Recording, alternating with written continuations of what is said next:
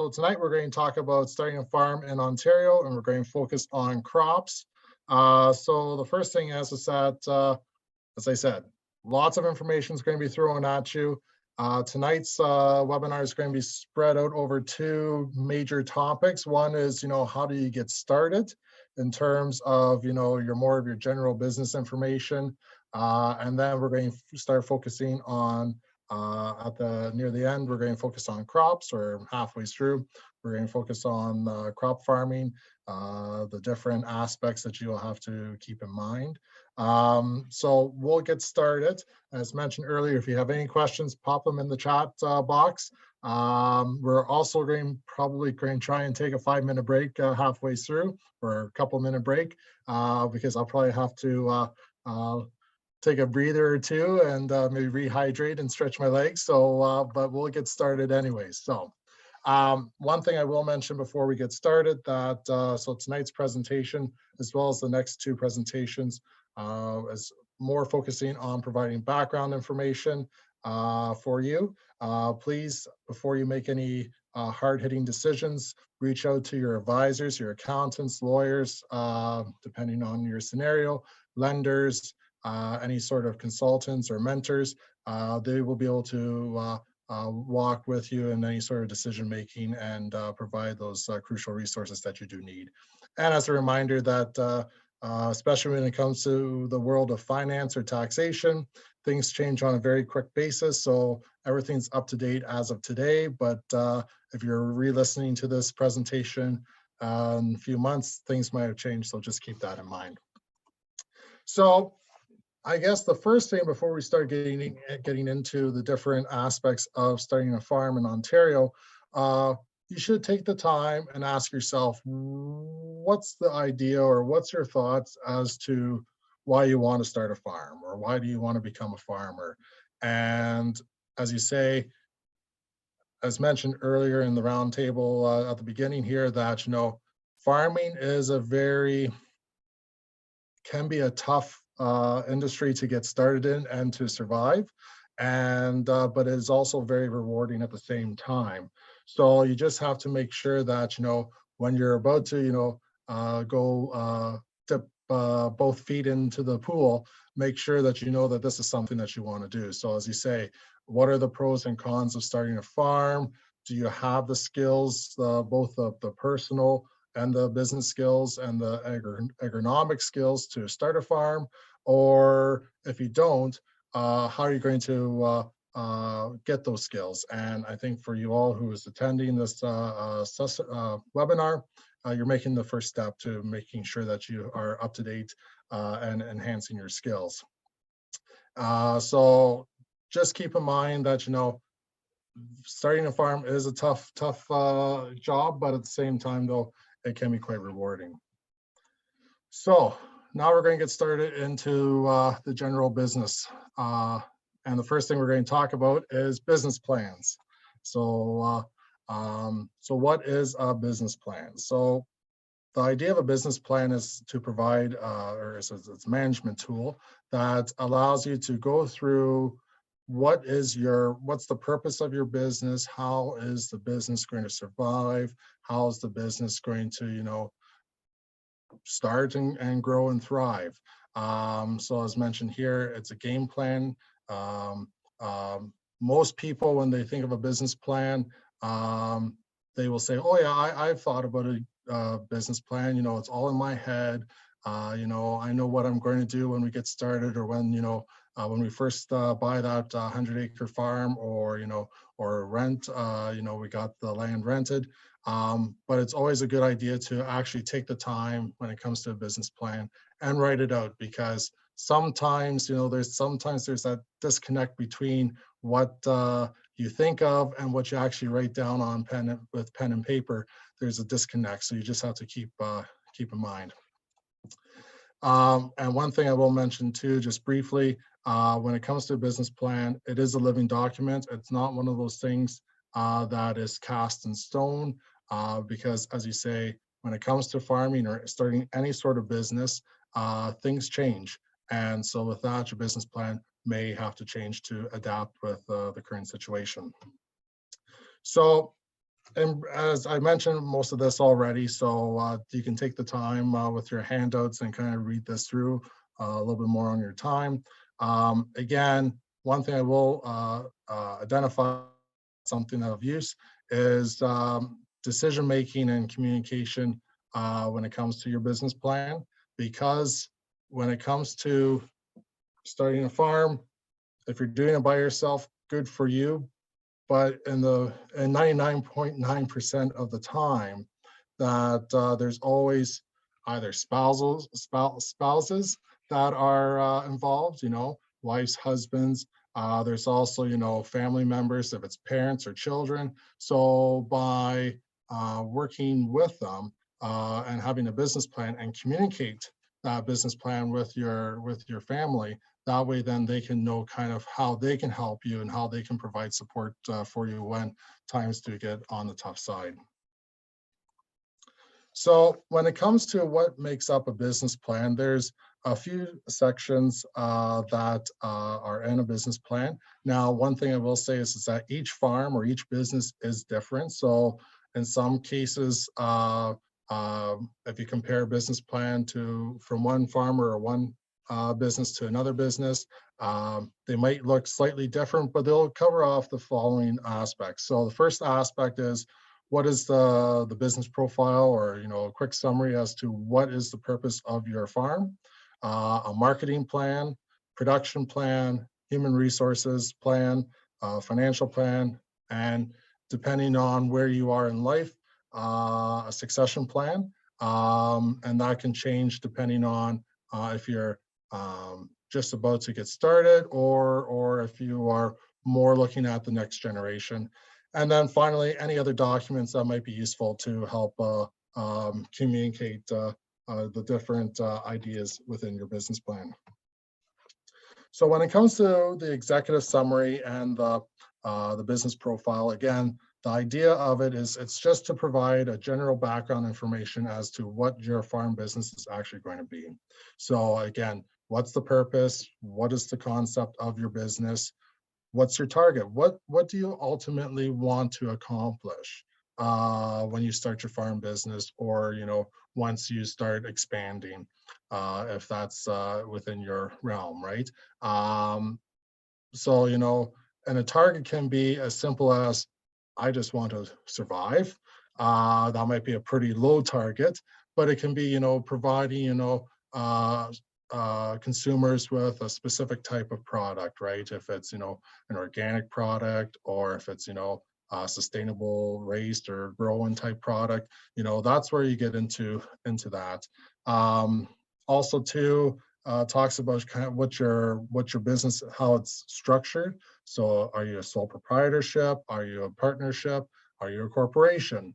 And as you say, for starting a farm, most people won't be at a corporation stage, but depending on how things grow, a corporation might be within your horizon. And then also any other useful information that might benefit your business plan. So like, who's all within your management team? Do you have any sort of mentors that you can call up at any time and ask any sort of questions, right? So so those are just the brief summary of the executive summary and the business profile. And as I said earlier, when it comes for each section, each person, each business is going to be slightly different. So you do not necessarily need to take this as, you must hit X and Y and Z. It might be, one person might only have to focus on one or two items, and other people might focus on a couple of different items. So just keep that in mind. Eric, are there sample business plans available for a farm? Yeah, so if you go, so I know with OMAFRA, and we'll talk about OMAFRA resources near the end of the presentation. OMAFRA does have fact sheets that go into more detailed explanations about writing business plans. If you just go onto a simple Google search and look at business plan samples, there are a couple, especially more so in the US, but there are a couple of business plan samples that you can look at that do focus on farming. And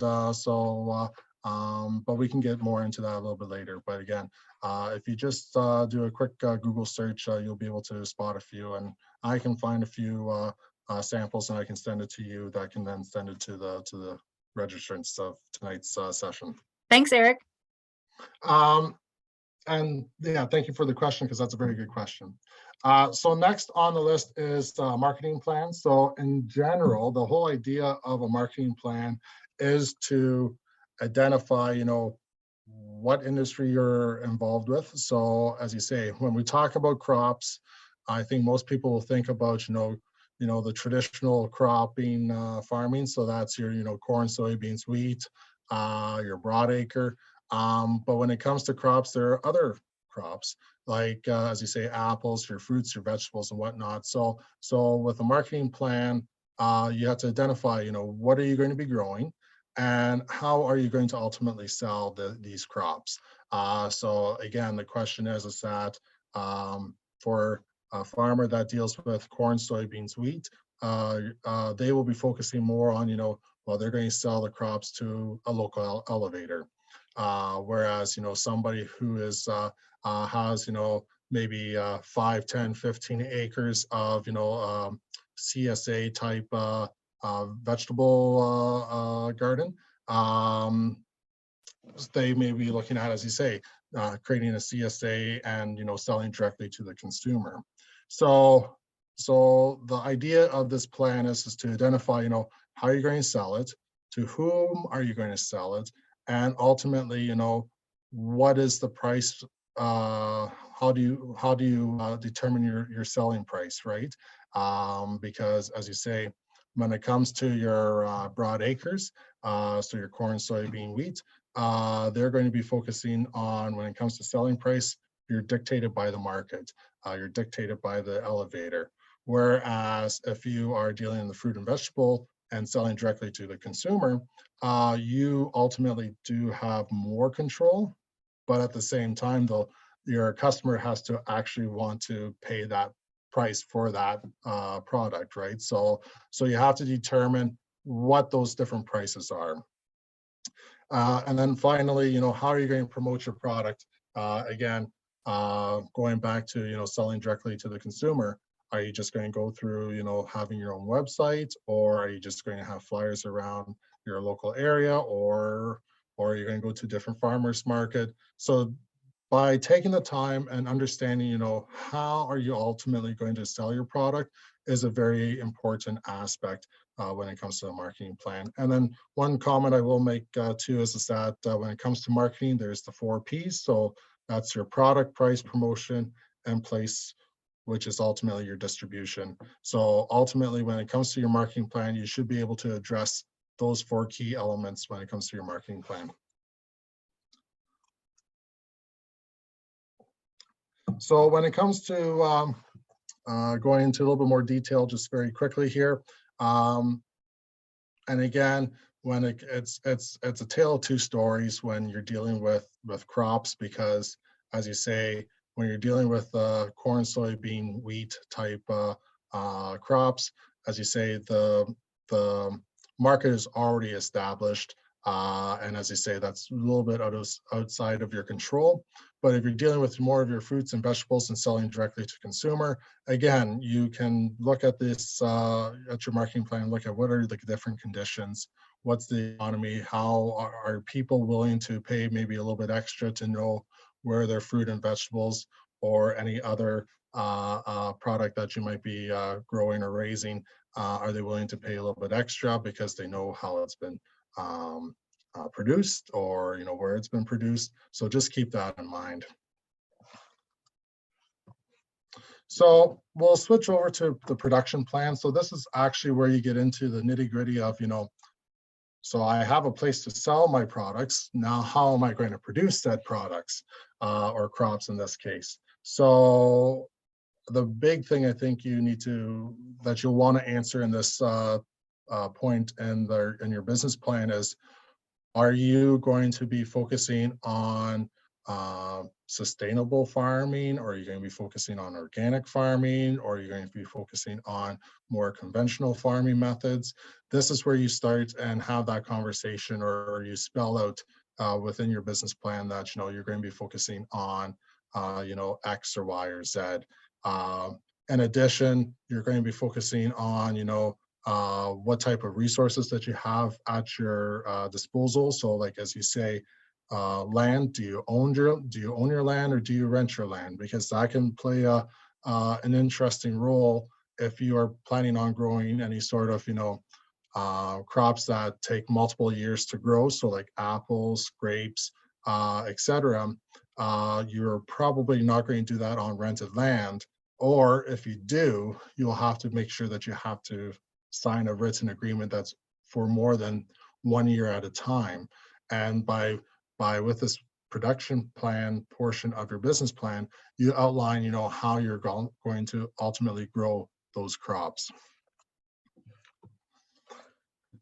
So switching gears for a second to the human resources. So this is, if you don't have any employees, it will look slightly different than if you do have any employees. But ultimately, as I said earlier, this is going to be a team effort between you and your family. If it's, your spouse, or if it's your children, or if it's your parents or brothers or sisters, outline, who's going to be involved with the day-to-day business. If it's, if it's just yourself, that's going to be going out into the fields and, working the fields, growing the crops and harvesting the crops. That's one thing. But then again, is there anybody going to be working on the business side of the things? If it's going to be focusing on, getting the income tax prepared, or any specific documents. So this is where you would outline, as to, who's doing what, kind of what their skill level is. As you say,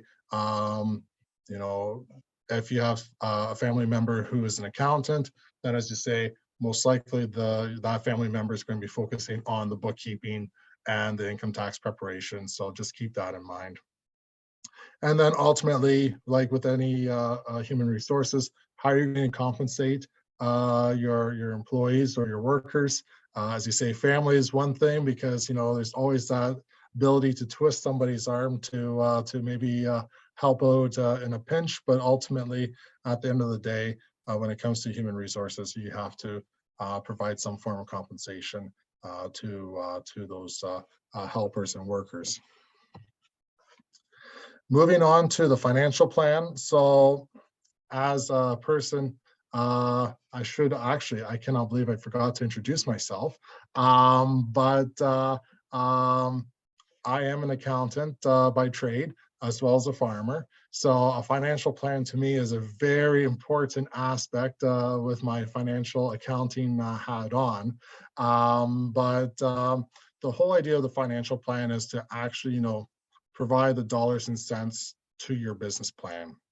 So as we talked about earlier, we talked about how we're going to sell the product, how we're going to grow the product, and how we're going to, have the employees or the workers or the helpers to keep the business going. Now we're going to have to look at, how are we going to make money? And if you're in a situation where you have to go and receive credit, which I'm almost willing to bet everybody will have to focus on that too, including myself, your lender is going to be wanting to see your financial plan, especially, and making sure that your financial plan makes sense. So one thing I will say, that when it comes to the typical components of a financial plan, you'll see an income statement. So that is outlining your income and expenses of your business. Your cash flow statement, so that is the monitoring your cash going in and going out of your business. So money coming in from selling the products or crops, money going out to pay for like inputs, wages, etc. Any sort of a balance sheet. So depending on how you are starting, if you have that 100-acre property, or you have a property already, or if you're looking to get that property, what are your assets that you have, and then what's the debt? Do you have any debt at this point in time? That's where you'll show that on your balance sheet. And then also, capital sales and purchases. So what I'm referring to is, Are you planning on selling any sort of equipment if you have equipment, or do you need to buy equipment? It's pretty hard to work a 100-acre farm if you don't have a tractor. You can do a lot of custom, get a lot of people to do the work for you, but ultimately most people do need a tractor to do the odd jobs around the farm. So that's where you would outline that. And then in short, how you're going to finance it, what is the interest rates that you're dealing with, and so on and so forth. One thing I do want to make a quick point too at the very bottom of the slide, profit is one of those elusive things in farming sometimes, especially when it comes to starting a farm. So when you're working with a lender or any sort of investor, if that's what you're going to do, profit is, you may not be able to show a profit within the first year or within the first couple of months, but you'll have to be able to ultimately prove to that lender or investor that this is a profitable business, and be able to, as you say, show that there's a light at the end of the tunnel when it comes to, the success of your business. So, and just in brief here, because I know we are short in time. So what a good business plan is, in my eyes, is one that gets used on a very regular basis. And I know from my perspective, I hear a lot of stories about people that will take the time, they'll write out the business plan and, put a lot of effort into it. And then they will put that business plan on a shelf and not look at it for 5 years, and then realize, we have this business plan, brush the dust off, and then try and figure out where they went wrong. So the first thing I want to say is that a business plan should be pulled out at least annually, if not sooner, so that you can show that you can determine, okay, this is what happened in the past year. This is what the business plan was telling us what we should be doing. What has happened? Was there an external force, like whether we got into a drought situation or we got too much rain, or crops, we planted it, we did everything we could, but something happened, a pest or a disease came in, so we were not able to meet our goals. So it's fine to be different or at odds with your business plan, but you have to be able to determine why and figure out what you can do different for next year so that you don't have those issues. So finally, when it comes to a business plan, it does take time. This is not something you'll be able to get completed within a night. So just keep that in mind.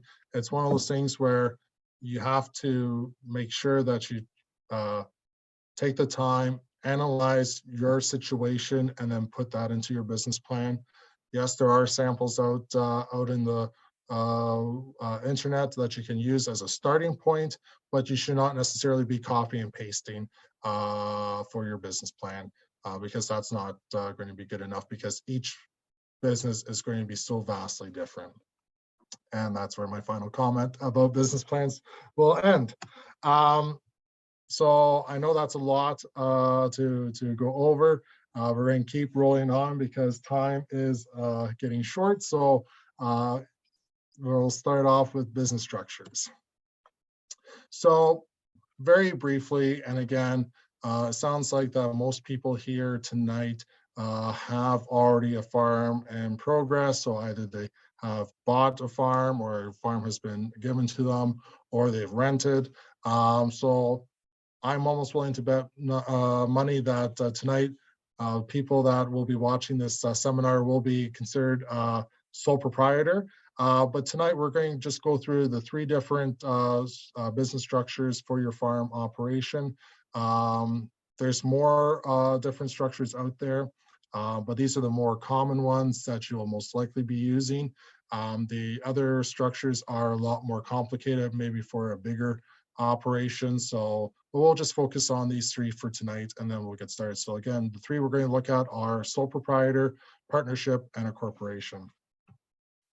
So a sole proprietor business structure is the simplest, the easiest structure that you can develop, because you as a person is the business. So for myself, for instance, with my farm, my farm is Erich Weber, and that's it. You know, there's no agreements, no shareholder agreements, no partnership, no corporation. It's just me and me alone. So as you say, it refers to the person that owns the business. There is some advantages and disadvantages when it comes to sole proprietorship. So advantages are simple to set up. You as a person receive all the monies all the profits that you get for the business go directly to you, and you ultimately control all the business decisions. So that's a pretty sweet deal.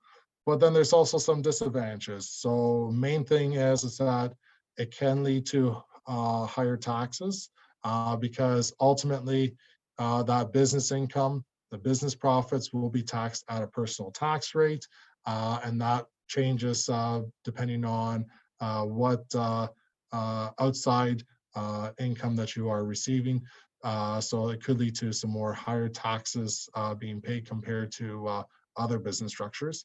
It is not a legal entity, so what that means is that it's not a standalone. So if something happens to your farm operation, because you are the business owner and the business is you, ultimately you could get into certain issues with lawsuits where if it's a corporation, the lawsuit, God forbid that ever happens, would be focused on the corporation, and you as the shareholder would be more protected.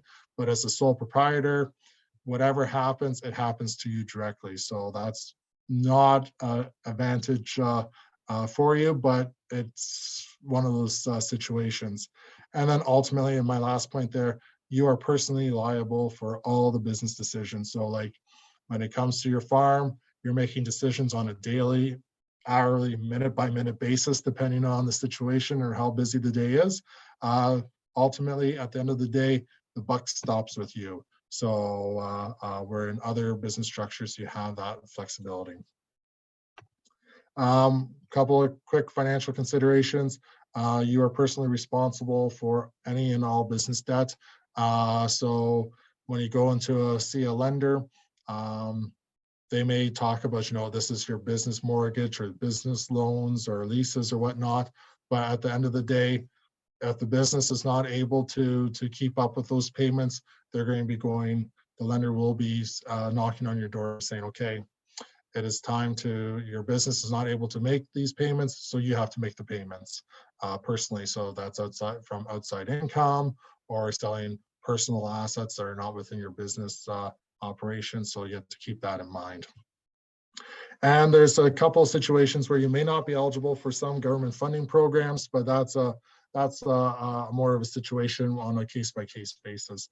And when it comes to the income tax, all the income and business losses for your farm would be documented on your personal income tax. Legal consideration, quite quickly, there's no separate agreements that you would have to complete as a sole proprietor compared to a partnership or a corporation. And ultimately, you are responsible for any and all actions that your business is involved with. So switching gears to a partnership. So it involves two or more persons that carry on a shared business. So in most cases, you'll deal with partnerships that are 2 or 3 people within families or maybe some outside investors. You can get a partnership when you're dealing with corporations, but that's going at a very deep level there. So we're not going to get into that per se, but we're just going to focus on partnerships that are dealing with people. It can be a complex legal agreement or implied partnership. So what I'm referring to when it comes to an implied partnership, that's a partnership between spouses, so husband and wife team or whatnot, through marriage or common law marriage.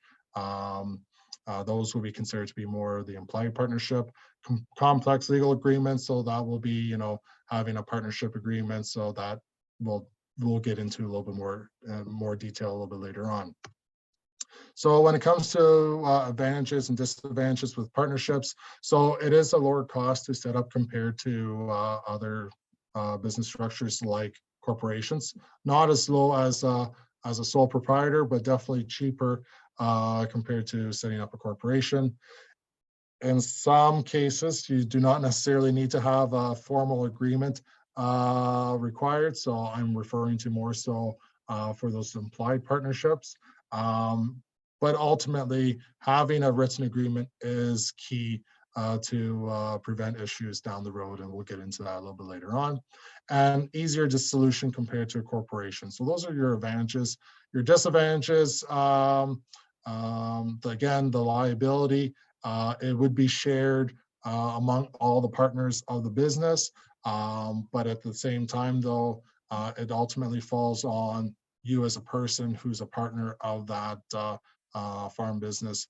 That's can lead to some issues down the road.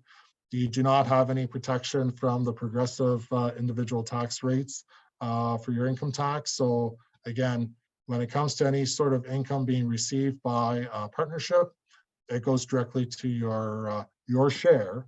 Your share goes directly to your personal income tax. So not like a corporation where there's a specific income tax rate just for corporations. And finally, you'll have to be very detail oriented when it comes to the record keeping for a partnership, just because of the fact that you are dealing with multiple partners and sometimes partners that are outside your family circuit. So you'll have to make sure that everything is fully detailed and recorded to prevent any issues down the road.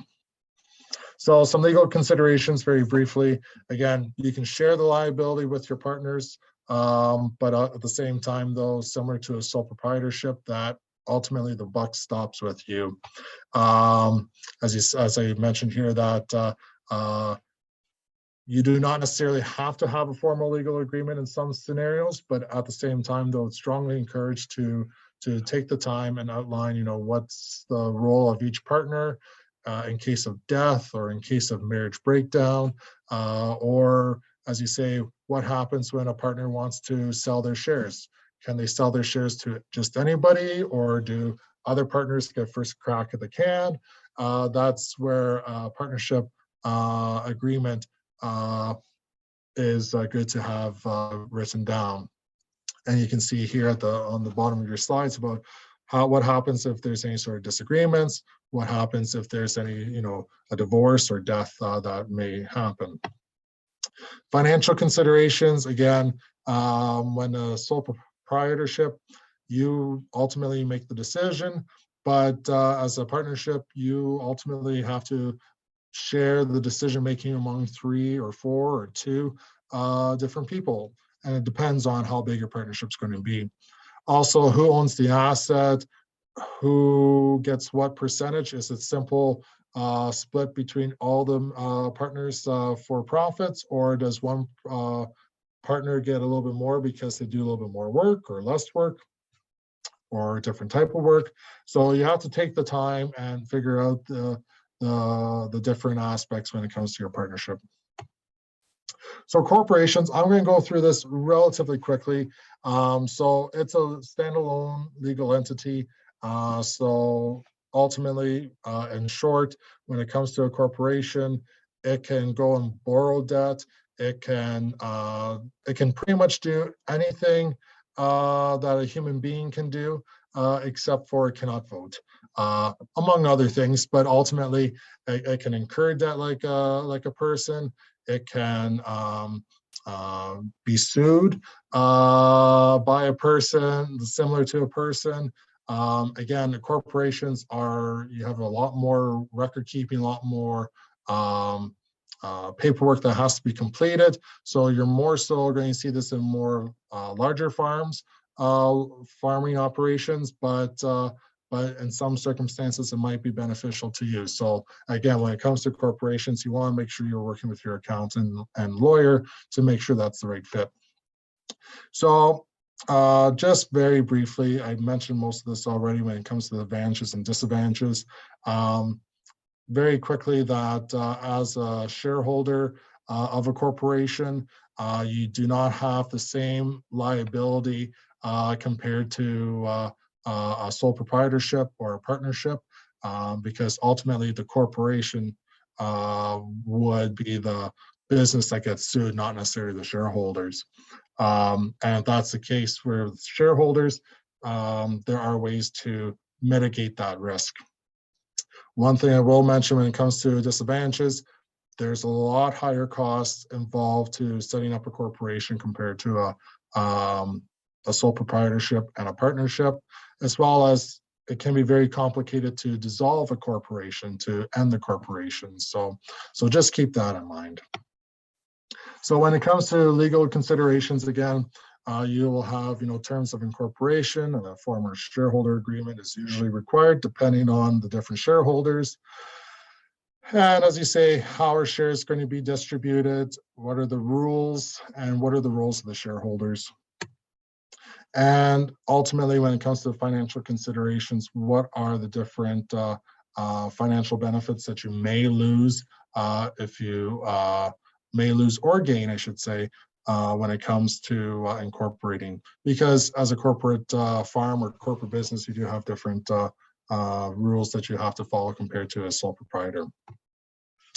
So that's a very brief, very quick review over business structures. We're going to jump right into financing options for just, to buy a farm business or buying farmland. I'm going to do this as a high level because each situation for the people on the line here are slightly different. So just, keep that in mind that, we're going to look at this as a very high level overview. So long story short, I'm quite sure everybody knows what land prices are doing. They seem to keep going up, and it's pretty hard for a person or group of people to all to go out and buy farmland using cash. So you're going to be having to get some debt. And it's not just land, it's also equipment, inventory, any sort of buildings. If you have to do any buildings, again, everything is to a point where you usually do need to use debt.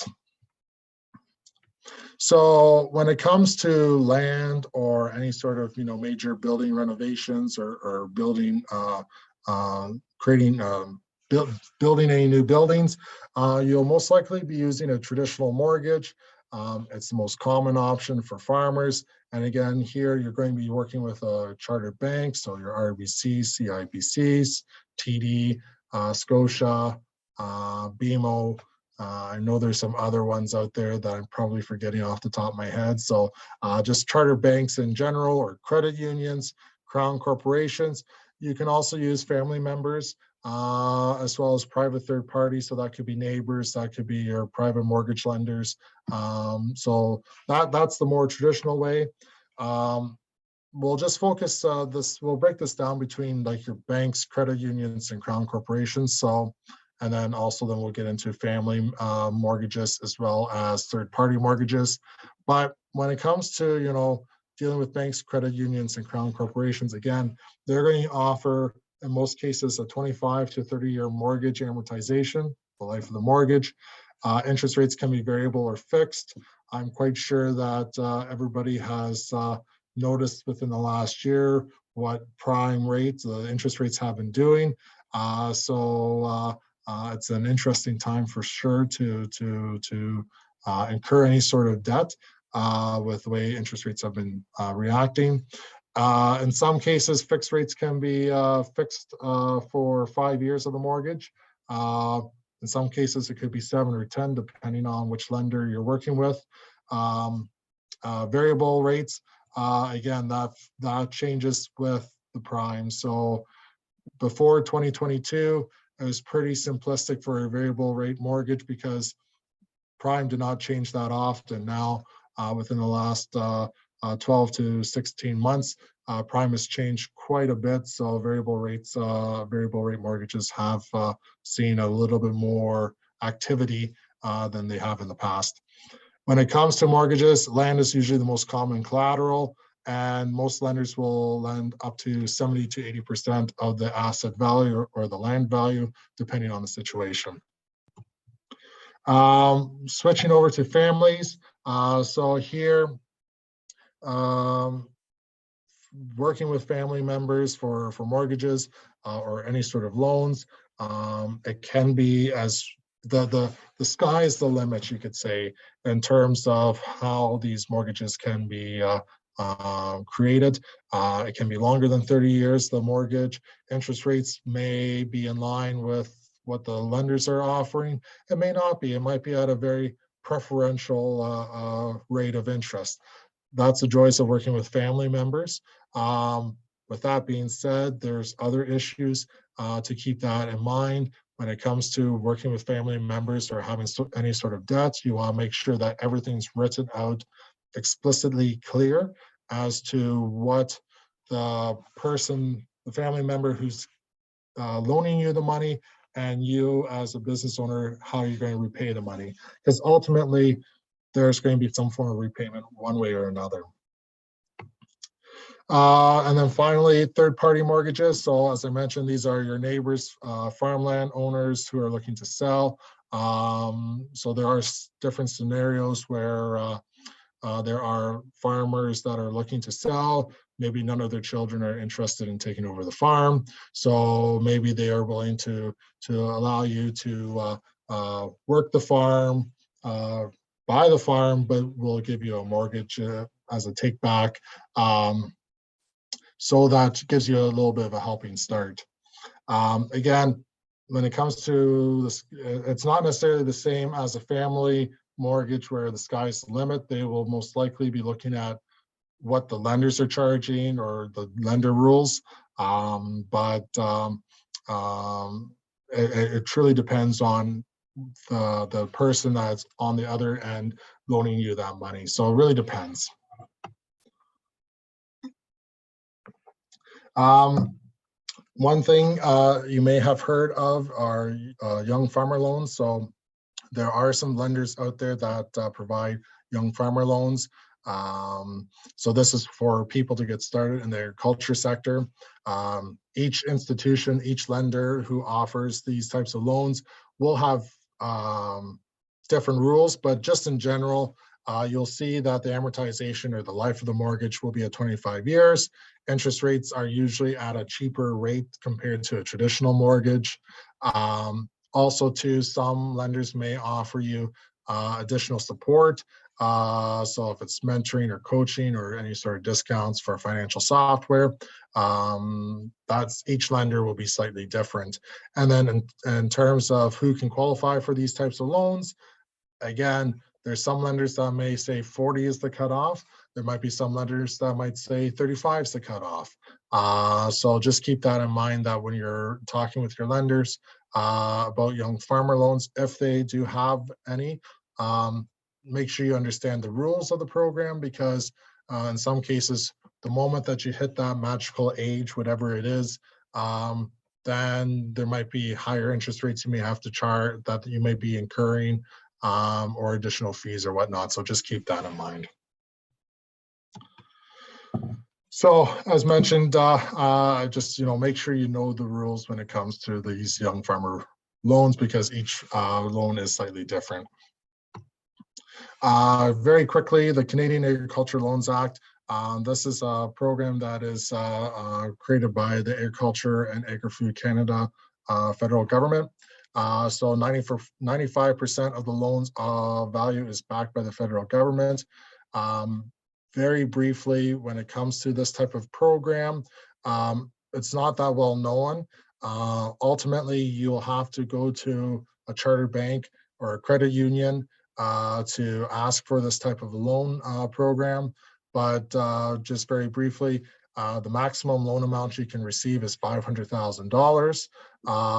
And that's if you're buying land, which I know buying land for $500,000 nowadays is pretty tough, unless it's very small portion of land, like a very small parcel. But again, ultimately, you have to work with a chartered bank or credit union to participate in this type of a program. In terms of interest on these types of loans, they can be variable or fixed depending on which option you choose. Variable rate is based on prime, whereas fixed is based on the lending institution's residential rate. So If you were buying a house, you'll be looking at interest rates if you were buying a house. One thing when it comes to the Collar Loan Program, it is for 15 years.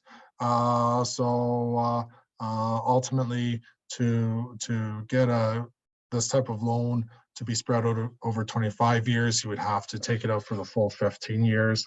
And then in 10 years, and at the end of that term, then you go and refinance that final portion for the additional 10 years. But again, you'll have to work with your charter bank to work with this type of a loan program. Farm business registration. And again, I apologize. I know I'm going really quick, but again, lots of information. So please ask away any sort of questions within the chat, and go through your handouts at your own leisure as well.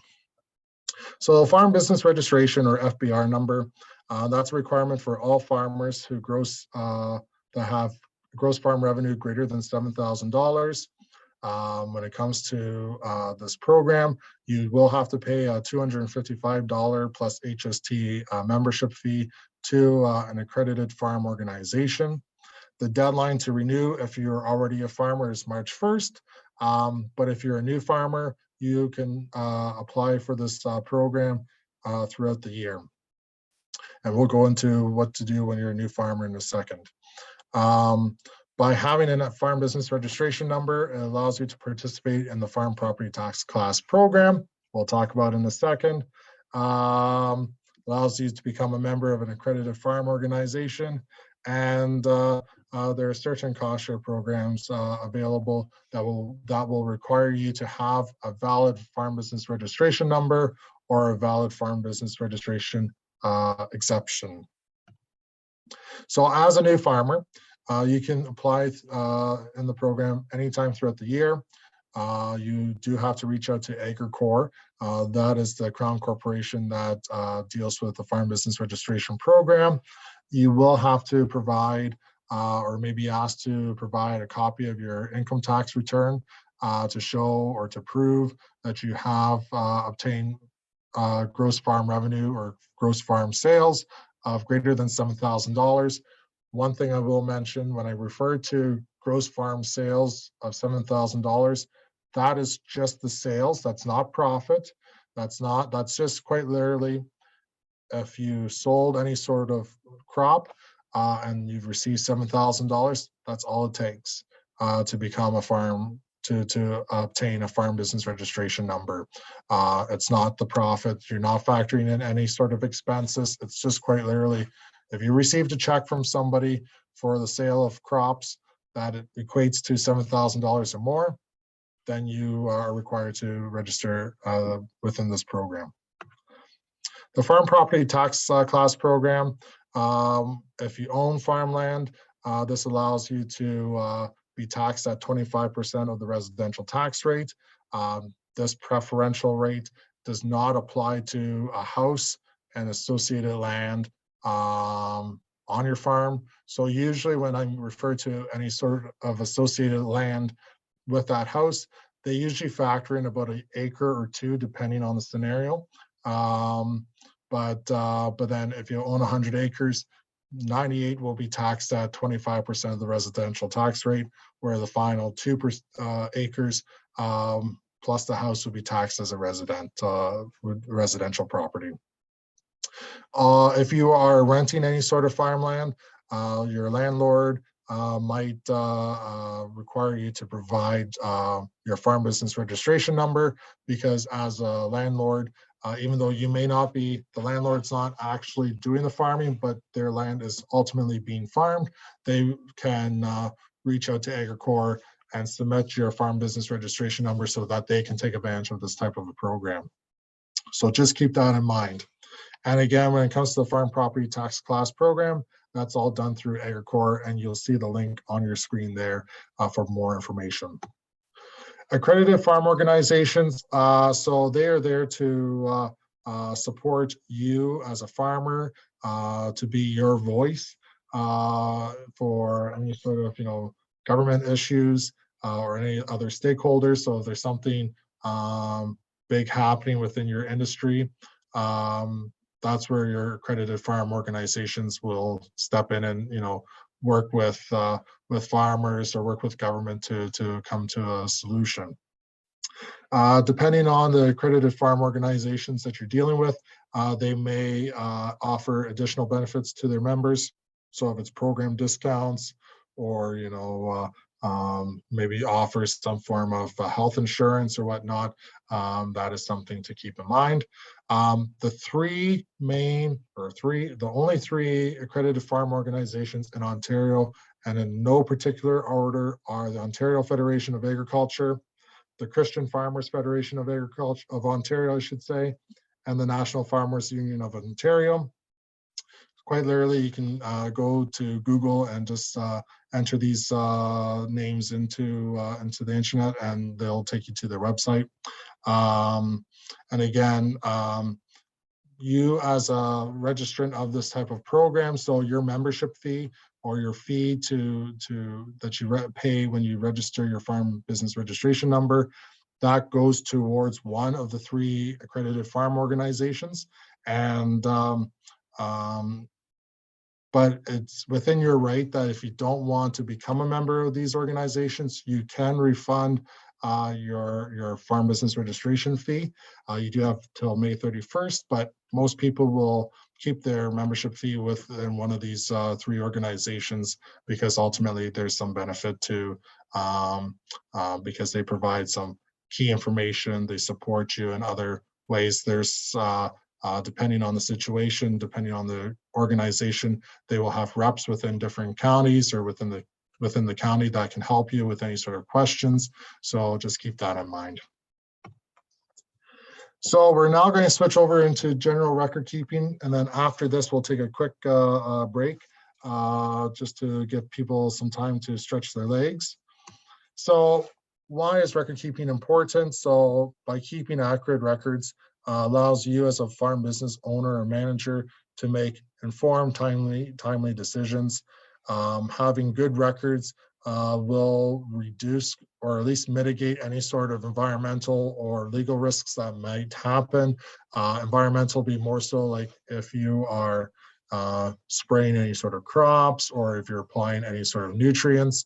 By having detailed records, they can help you if there's any sort of issues that happen on your farm.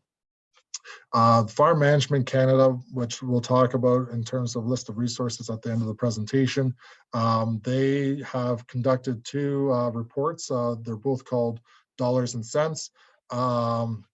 So the first one was done in 2015 and the last one was just done in, I think, 2021. And both reports came to the conclusion that the most profitable producers found that keeping detailed records that are used on a very regular basis was a key contributor to their success.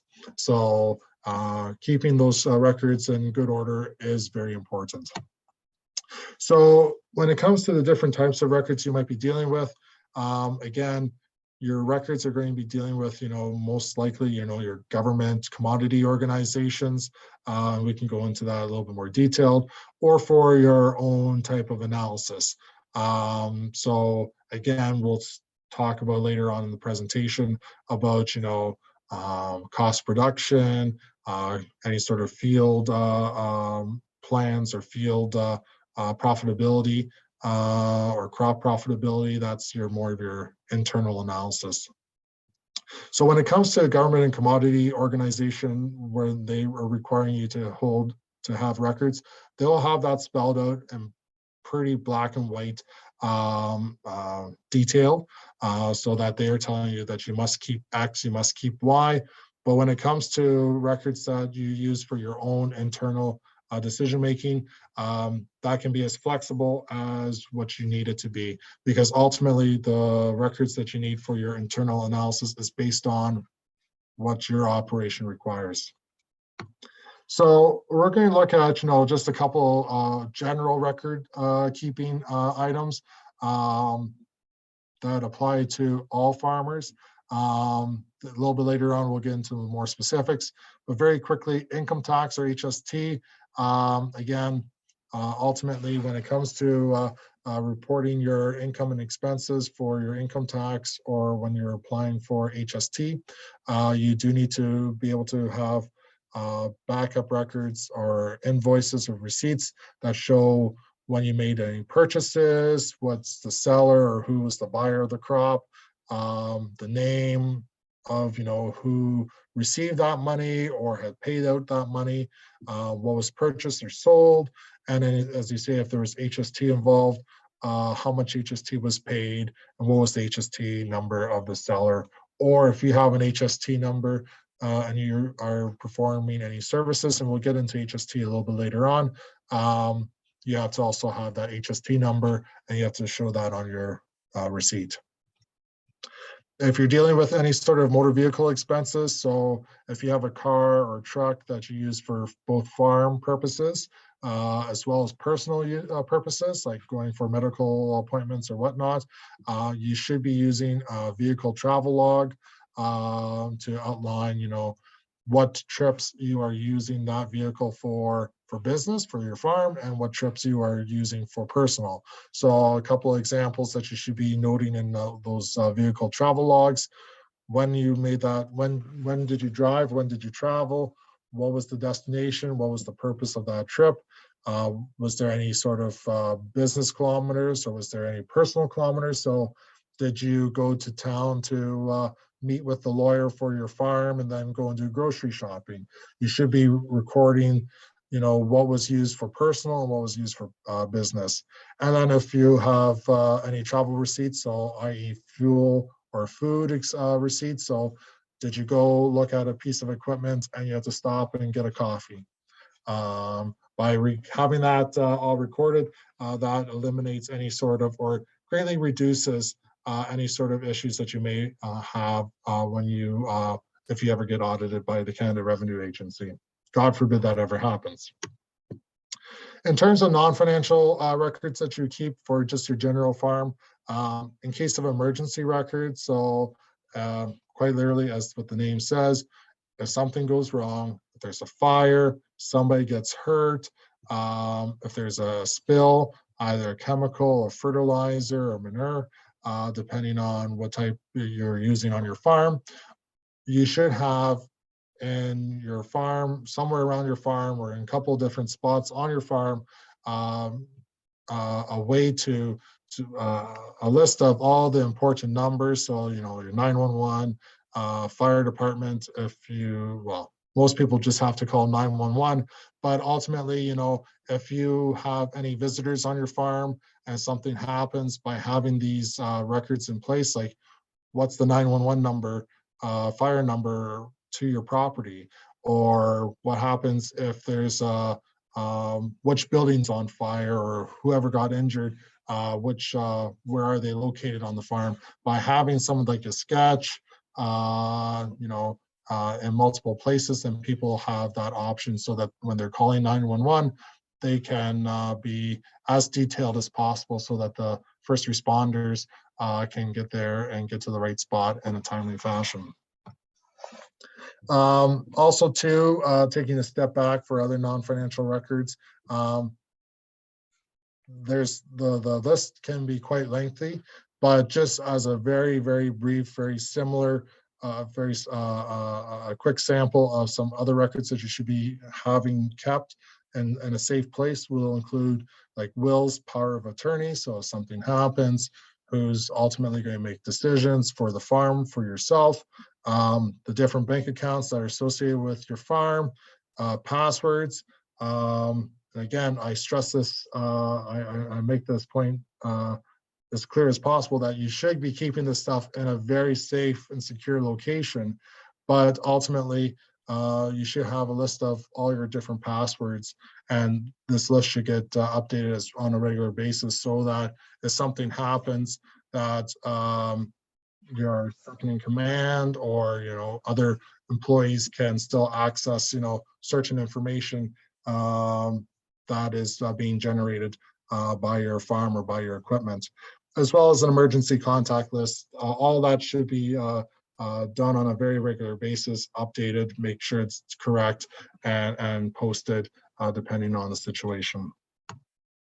Very quickly, when it comes to record keeping, should you be focusing on electronic or physical pen and paper type records?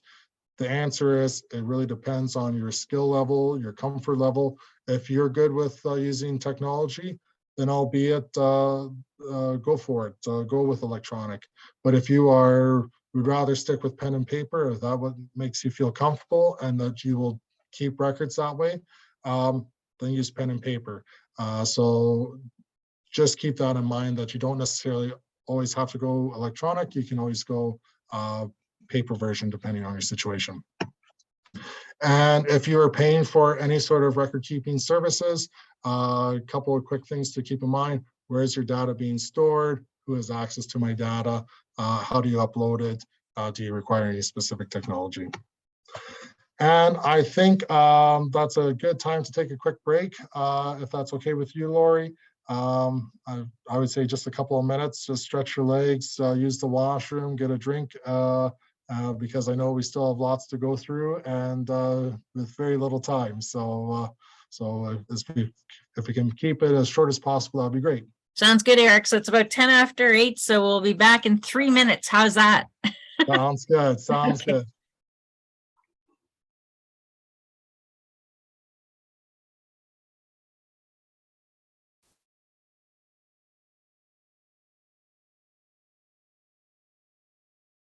If anyone's still sitting at their desk and not going for a break, we can chat too. You know, how are you finding this? Keeping up, hopefully.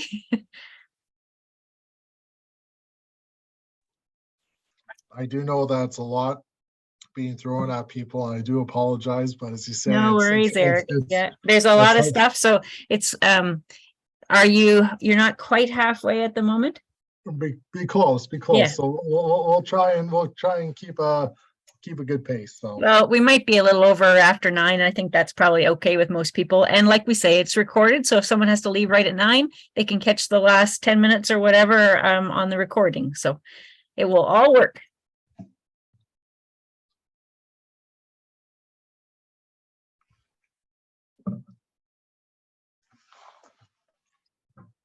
I have a bunch of snowmobilers going past our house. I guess they're trying to get the last dregs of winter, maybe.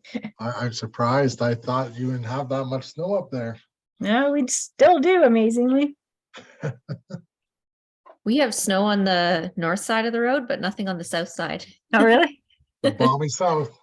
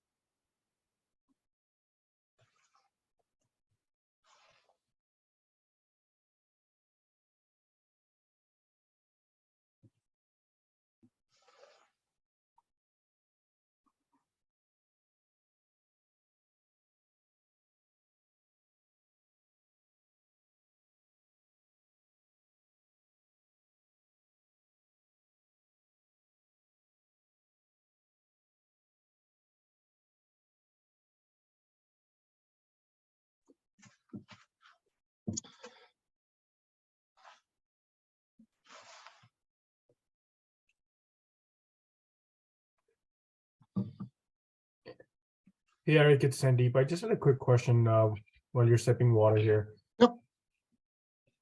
Is there like a sample financial statement we can see from a farm? I'm just trying to figure out like what the cash outflows are, you know, or cash inflows are. I think cash outflows is something we can calculate, but like what do the typical cash inflows look like? Well, I will say this, Sandeep, that it will vary quite like it. Each farm is going to be very different, just because of what type of farm and whatnot. I will see for the end of the presentation if I can find something very quick, and I'll try and post it on, and then we can talk more about it if that works for you. But that's a good point.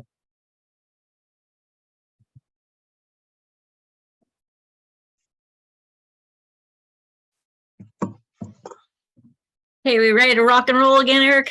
Let's rock and roll. So thank you for coming back. Hopefully we haven't scared you completely from this. So we'll jump back into our favorite topic, taxation, because ultimately we all have to pay tax one way or another. So when it comes to taxation, whoa. There we go.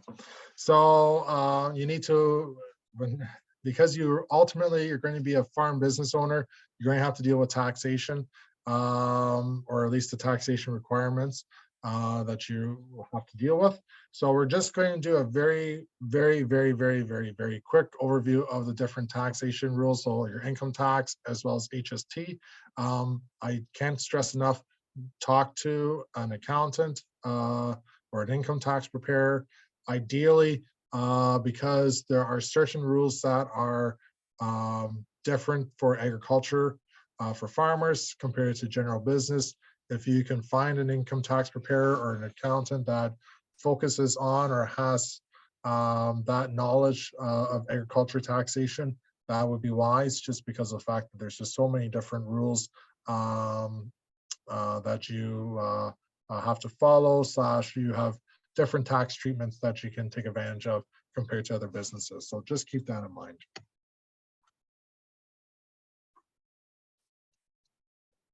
So first off, we're going to start off with HST. So most people will know of HST is that 13% that gets charged on practically everything that you buy for personal purposes. As farmers, depending on if you meet the threshold of selling more than $30,000 worth of HST eligible goods, you're required to have an HST number. You can voluntarily go and get an HST number, but there are requirements where you have to file an annual HST return depending on your situation. It could be annual, it could be quarterly, it could be semi-annual, could be monthly.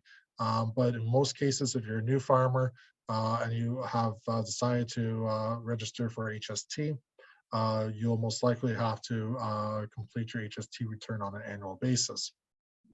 So the joys of having an HST number is that on the goods that you purchase, so in terms of any repairs that you get from an equipment dealership, or any sort of custom work being done on your property, on your farm, there's usually HST being charged on that, and you can ultimately get that money back by filing an HST return. On the flip side of it, if you are registered for HST, there are some circumstances where you'll have to remit HST back. So if you do any custom work yourself, so I'm saying when I refer to custom work, I'm talking about when you or an operator does planting or harvesting for other farmers, or if other farmers are doing that work for you. That's what I refer to as custom work. And either way, if you are providing that service, you have to charge HST to the farmer or to the landowner, and then ultimately you have to remit that HST portion back to CRA, Canada Revenue Agency. Most cases when it comes to crops, like when you're selling crops, you don't have to deal with HST. You do not have to charge HST. That's an HST exempt good. But some of the other ones, like as I mentioned, custom work, or if you do any sort of trucking, or if you have any sort of off the farm jobs, like if you do any sort of repairs, you have to charge HST and then ultimately remit it. Moving on to the income tax. So ultimately, when you start a farm, you will have to, and you continue farming, you will have to file a business income tax schedule, even if you're a sole proprietor. When it comes to your income tax return, there's different schedules that you'll have to fill out. So as a sole proprietor or partnership, when it comes to a farm, you have to fill out a 1163 or a 2042 schedule, depending on if you're involved with agri-stability or agri-invest. We'll talk about those two programs a little bit later on. If you're a corporate farm, you have to file an AGR schedule. And again, with these types of schedules, you're outlining your income, your expenses, any sort of equipment and machinery that you have purchased or disposed of or sold of throughout the year, and then any sort of farm inventory that you have on hand at the end of the year. So most cases, I would expect that if you're just starting out, you should be working with an accountant, and they'll walk you through the process in terms of how to get that information all broken down so that they can be as efficient in filing your income tax schedules for your farm business as efficiently as possible.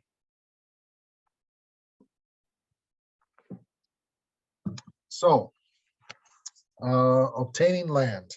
So when I was doing this presentation, I first put down purchasing land. And I thought, well, in some cases you may not be able to outright purchase. So I just decided to talk about obtaining land. So we'll talk a little bit about purchasing, but then we'll also talk about other options like renting. And I believe somebody is also renting land at the moment. So it is possible to start a farm business without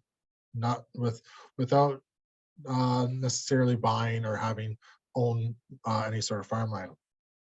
So obtaining land, as you know, is very important for any sort of new farmer, because ultimately that is your key item that is going to grow crops. Unless you're into greenhouses and into vertical in like downtown Toronto or Hamilton, where they have those indoor greenhouses that they've kind of taken a old building and retrofitted it for, internal greenhouses. That's a different story. But ultimately, most cases, you have to have land so that you can put the seed in the ground and then watch things grow and ultimately harvest. If you haven't already noticed, land prices have gone through the roof in some cases, in some areas. Just in the 2022, I guess it'd be 2021, I should say, Farm Credit Canada, they do an annual land value report. And in Ontario, the average increase in land prices was 19.4%, so quite significant. One thing I will say is that that's a pretty big number. And in some cases, there are some areas, even within counties, even within Ontario, that will have a much higher cost in buying land compared to other areas. So just very briefly, in Southwestern Ontario, if you're looking at farmland down in London, you're looking at probably $25,000 an acre, almost 30, maybe $32,000 an acre, depending on the situation. Whereas if you go to, let's say, Renfrew County, out by Ottawa, you might be looking at maybe $10,000 an acre.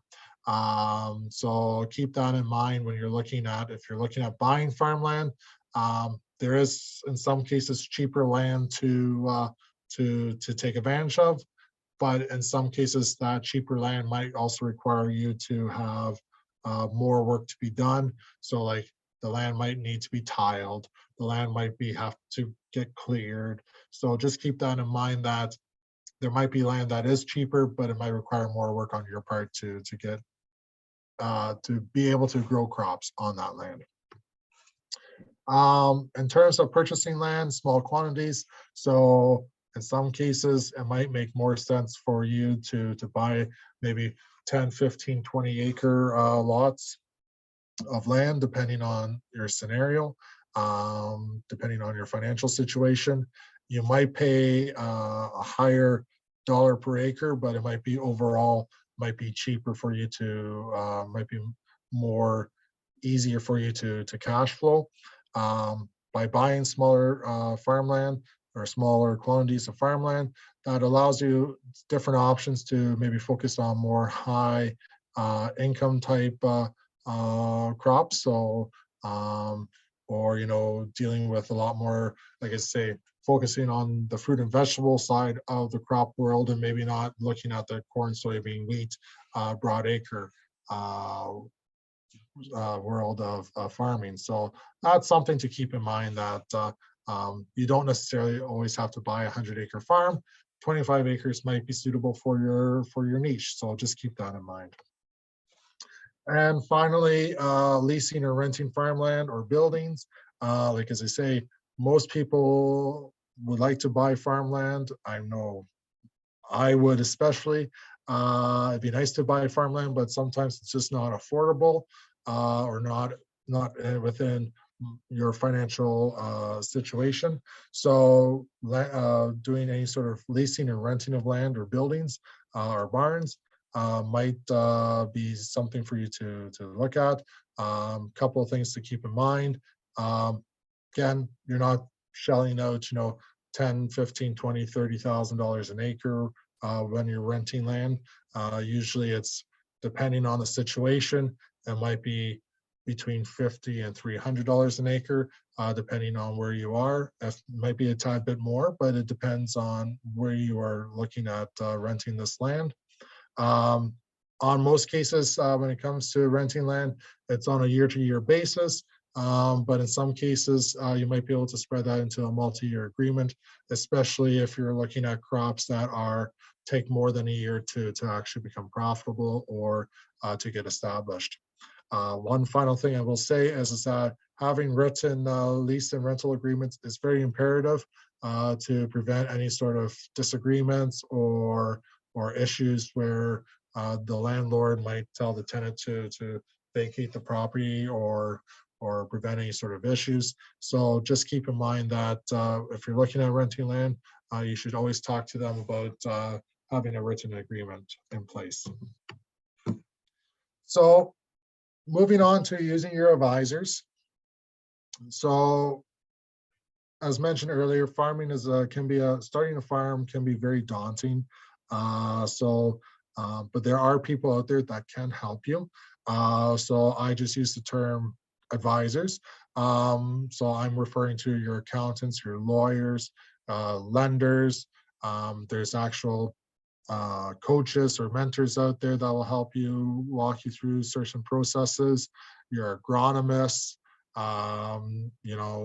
if you're dealing with like your elevators, ultimately there are people out there that want to see you succeed and will provide some useful information. So the whole idea of having advisors, they are there to provide you independent information and advice for you. But ultimately, at the end of the day, it is your farm business. It's your business.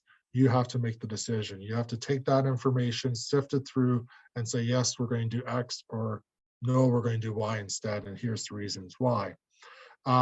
In some cases, it is normal to have multiple advisors involved in a conversation.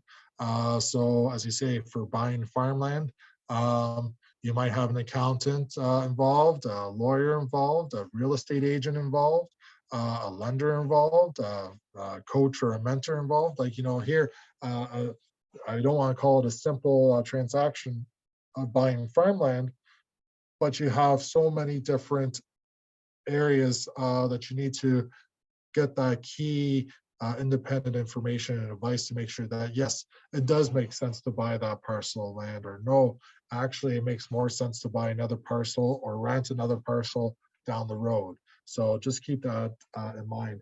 And you also have to remember too that you have to make sure when you're working with advisors that you understand what their expertise is. So an example is that you do not want an accountant to be providing advice on dealing with a certain pest or disease or weed. That's where an agronomist comes into place. And vice versa, you don't necessarily want an agronomist to provide you tax advice, because again, they focus on what a crop needs, not what the income tax and what the Canada Revenue Agency requires you to do. So just keep that in mind. So I guess the next thing when it comes to advisors, if you don't have an advisor, where can you find an advisor, or who do you talk to? So if you feel comfortable with it, ask your friends, ask your neighbors, lenders, other farmers for any suggestions. Word of mouth is pretty big when it comes to working in the agriculture world. Also too, there is professional organizations for most advisors. that you can follow. You can see on the list the different member directories that you can utilize for your accountants, your lawyers. If you're looking at buying farmland, real estate agents, certified crop advisor or agronomist, you have all these options available if you want to, go on to these different associations and then do your search yourself. Or as I said, you talk to some neighbors, talk to some farmers, and I'm quite sure most of them will say, oh, well, I work with this person, I really like him, or I've worked with this person, I didn't like him because of X, Y, and Z. So keep that in mind. So we're making pretty good time. We've gone through the general aspects when it comes to farm, for starting a farm business, for running a farm business. I know that was a very high level that we went through. Now we're going to focus more on your crop farming side of things. So again, we're going to focus on, your different record keepings and the business side of things. And as I mentioned earlier, if you do have any specific questions when it comes to, specific crops or diseases or pests or whatnot, as you say, reach out to an agronomist because again, that's their role. They will walk you through and they will be able to provide that information for how to deal with that situation. So just keep that in mind. So we'll move into crop financing. So congratulations, you bought a farm, you've rented land, and you got some equipment on hand, and you're now trying to figure out, how do I pay for putting the seed in the ground? One comment I will make, this one person made a very interesting comment to me, and it was, when it comes to farmers, he believed was the only profession where they would put thousands of dollars into the ground through seed and fertilizer and chemical and tillage and time, blood, sweat, and tears, and then walk away for 3 or 4 or 5 or 6 months and then expect to get all that money back out when they go to harvest it. Is the idea that farmers can be very optimistic. And so, but ultimately at the end of the day, you have to be able to have funds, cash flow to ultimately get the seed into the ground and ultimately back out and sold either through, as you say, an elevator or through selling crops through direct farm, like directly to the consumers. So when it comes to the different options to finance your business, so we'll talk about a few general options for your day-to-day activities. So if you haven't heard of these terms, you might have heard of lines of credit, term loans, and leases. So we'll quickly go through those, and then we'll go into a few more specific programs that are available, like the advanced payment program and tile drainage program, but we'll get to that in a very short period of time. So first thing, when it comes to lines of credit, so it's a financing product that allows you to withdraw money and to pay it off depending on your situation, depending on your cash flow. So so what usually happens is that when you're dealing with the lender, they will grant you or they will authorize that you have access to a line of credit of 10,000, 20,000, 30, whatever amount it is. And then it's your responsibility to stay within that. So there might be some months where you decide that you need excess money because you have to pay for repairs or pay for seed, and you might have to go into your line of credit. And as long as you are within your maximum amount that you can withdraw, you're good. And then when that crop comes off or when you get money coming in from other sources, then you can pay that down. And there's no additional fines or penalties compared to other financing options when you're dealing with that. So that's the joys of lines of credit.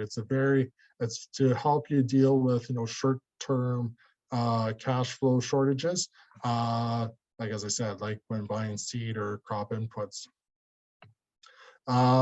one thing I will say is that whether or not you use that line of credit, if it has been granted to you, the lender will usually charge a monthly fee to even though you may not have utilized that line of credit, the lender might still charge you a $10, $15, $25 fee depending on the situation.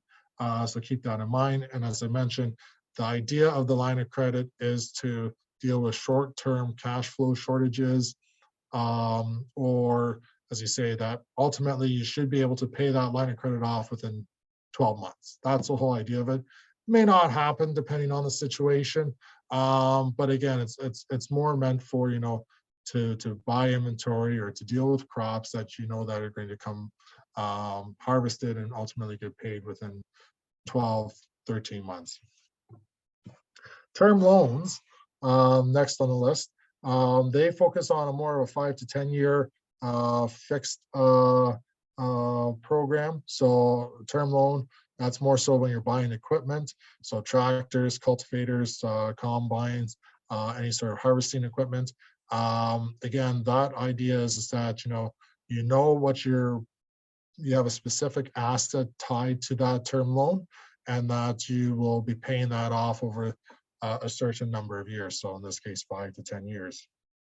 So again, you can see term loans that are variable interest rates, fixed interest rates, really depends on what your needs are. And that's a conversation that you'll have with the lender or with the equipment salesperson that you're dealing with.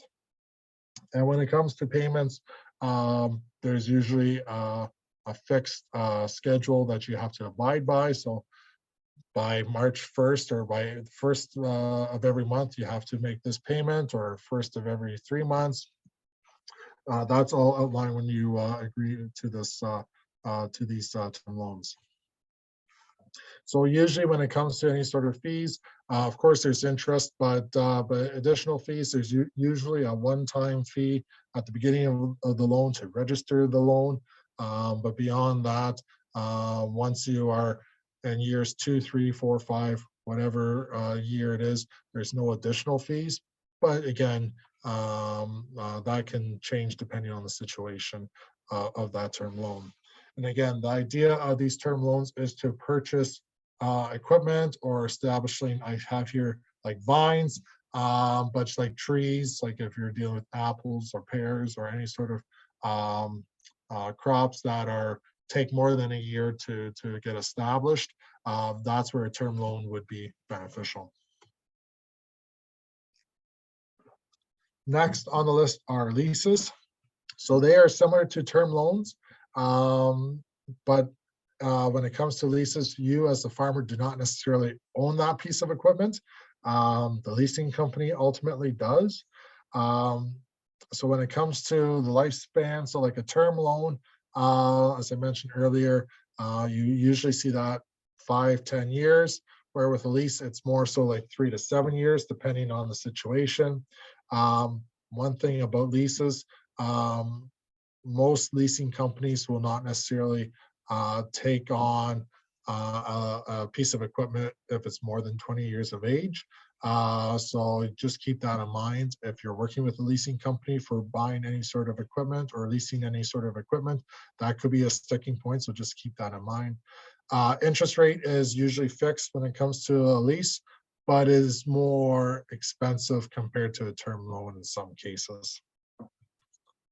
So the life of a lease is very different compared to a life of a term loan, because as you say, when it comes to a term loan, ultimately you go, you work with a financing company or working with an equipment dealership, and they will say, okay, you're going to buy this piece of equipment for X price, and we're going to charge you 3, 4, 5, 6, 7% interest, and you have until, every month you have to make a certain payment, and at the end of the financing agreements or at the end of the loan, you own the piece of equipment, and that's the end of it.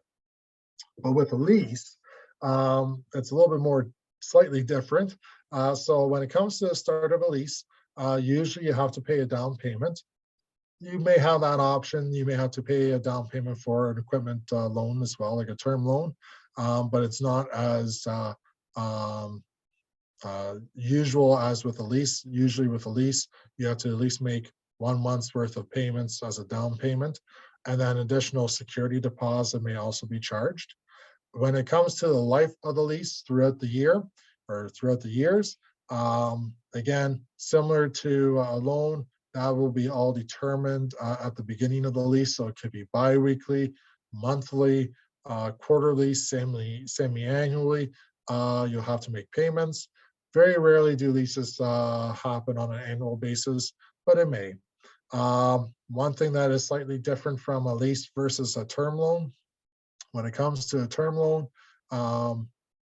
usually you're paying a principal portion and an interest portion on a term loan, and the interest that you are being charged is tax deductible, but not the principal payment. Where with the life of a lease, when you're dealing with leases, the actual payment can be tax deductible. And because ultimately you do not necessarily own that piece of equipment, you're more so renting that piece of equipment.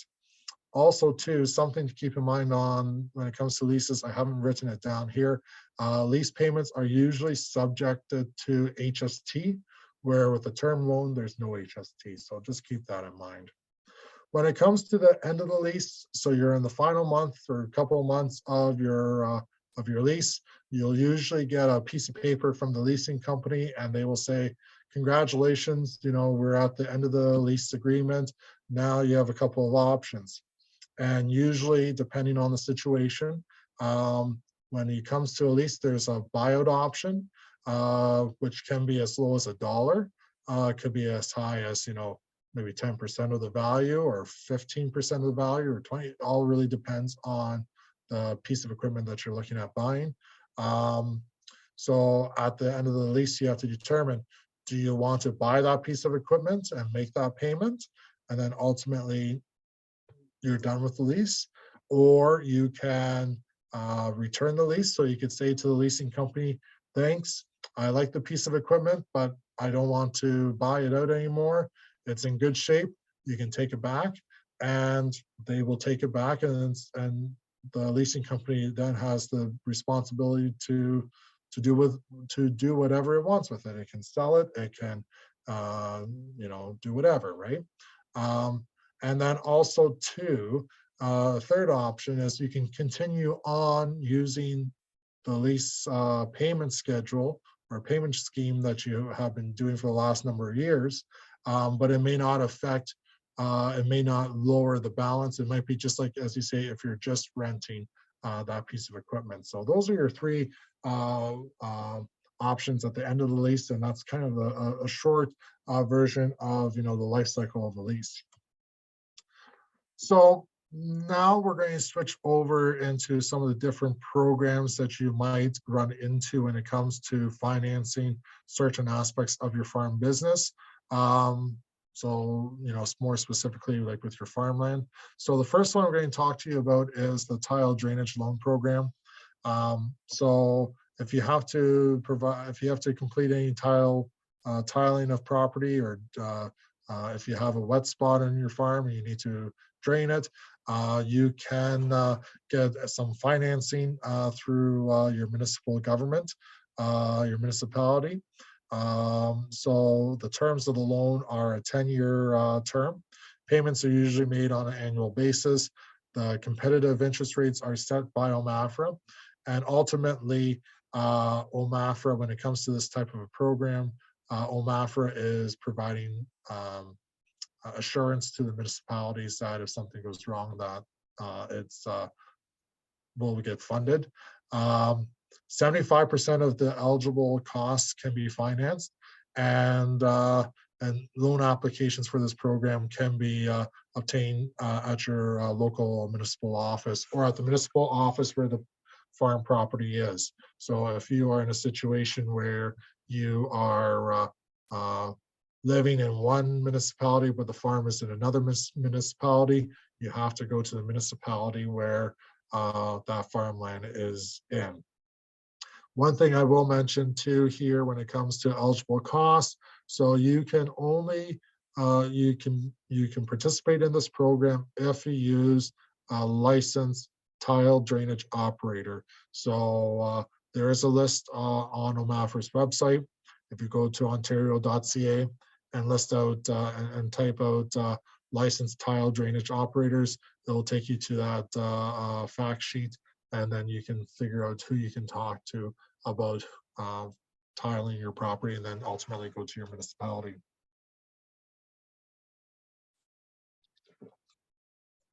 So next on the list, so now we're going to move more into financing crops. So next on the list is the Advanced Payment Program. So this is a program that's administered through the Agriculture Credit Corporation, or ACC. So the idea of this program is to finance or to provide funding for farmers to buy crop inputs and to be able to have enough money on hand to survive until crops are harvested and crops are sold. So maximum loan amount is $1 million, which might be something you may not have to worry about if you're just starting out. The first $100,000 is interest-free. Remaining amount is at prime interest rate. Now, one thing I will mention is that last year and this year, if you participate in the advanced payments program, the interest-free portion has been increased to $250,000. So that's good for us as farmers. Now, for 2024 and beyond, we're not 100% sure what's going to happen. So, you know, for this year, you can utilize $250,000, but for going forward, maybe reverted back to 100,000, or they may choose a different number, but that hasn't been determined as of yet. That's all done through the federal government. So the financing rates or the loan rates that are established by ACC. So when it comes to, you know, to determining what amount they can finance for your operation, they use a couple of factors. So they will use your production, so what your average farm yield is. They will also use your guaranteed production. So when I refer to guaranteed production, I'm referring to the production insurance program. And we will talk about production insurance at the end of the presentation, so bear with me for it. And then they have a rate for how much value or how much they're willing to finance for that crop. And ultimately, the idea is that they're going to finance about 50% of the market value of that crop. That's the short Coles Notes version on that. Repayment deadline, to ultimately you have to make pay the loan back. It's either when the crop has been sold or by a specific deadline, depending on whether or not your crop is storable or not storable. And when I refer to that, so pretty simple example would be, as I said, corn, soybeans, wheat. That's a crop that you can store for as long as possible with no real specific issues. But when you're dealing with like grapes or apples, your fruits and vegetables, they're not as storable. So they have a different deadline compared to, you know, your corn, soybean, wheat crops. So when it comes to applying, you just call that number 1-888-278-8807, and they will walk you through the process, and then they'll ultimately, you know, tell you what the next steps are, and then you'll have financing. Everything's all good. Next option is the commodity loan program. It is also administered through ACC, but it's guaranteed by Ministry of Agriculture, Food and Rural Affairs. Interest rate, there is no interest-free portion with the commodity loan program. Interest rate is at prime. Again, loan rates are predetermined by ACC, or the financing rates are determined by ACC. You can you can finance up to $750,000 compared to the advanced payment programs. That's $1 million. You have up to 22 months to repay the loan. Deadline to repay the loan is September 30th. And this program is only available for crops, not for livestock. And I know this is not the livestock sector session for tonight, but just want to point that out. And again, to apply, just call that number on your screen and they'll be able to help you. So that is the Coles Notes version of some financing options that you can utilize to get the seed in the ground and to survive throughout the growing season, so that you can be able to harvest that crop and then ultimately repay the loan and continue operating. So as mentioned earlier, we talked about record keeping for a general farm business, your income tax, your HST, your in case of emergencies, your wills, etc. Now we're going to focus on record keeping for crops and for farmers, like for crop farmers. So the first one we're going to talk about today are field crop plans. So, and I'll take a step back because I'm quite sure there will be a question about, is there an example? I don't have any examples that I could show you. But with that being said, this is where, as I mentioned earlier, working with an advisor is very beneficial, just because of the fact that each farmer can have different needs. But in general, we're talking in general here, you'll see on the screen the different aspects that field crop plans and nutrient management plans that we'll talk about in a minute which you'll be focusing on. How you do that, that's really up to you. It's as flexible as you as the farmer can make it, because ultimately you are the person that's going to have to input the information in here. You're going to have to analyze the information and you have to utilize the information. So there's some flexibility for this. So the idea of field crop plans is to provide useful information for farmers on how a specific field and even a specific variety or crop has performed. And again, depending on how detailed you want to get it, you can have it so that if you have multiple varieties within a field, to test to see how well they compared. If you have that type of technology in your combine or in your harvesting equipment, that's all great, but you have to have that type of information, or have that type of equipment, I should say. So, and again, the idea of having a field crop plan is to make sure that how's the land being worked and how the different varieties are working. And one story that was told to me was there was a farmer down in the US who big cash crop farming. So he was dealing with corn, beans, and I think he was also dealing with cotton. And he said that he was renting land all over the place, and everything was fine and dandy. He didn't really worry about it. And then he was told that he should be keeping records as to how the fields are performing. And so one year he did, and he found out that there's certain fields that were maybe not as productive, but it was at a cheaper rental rate.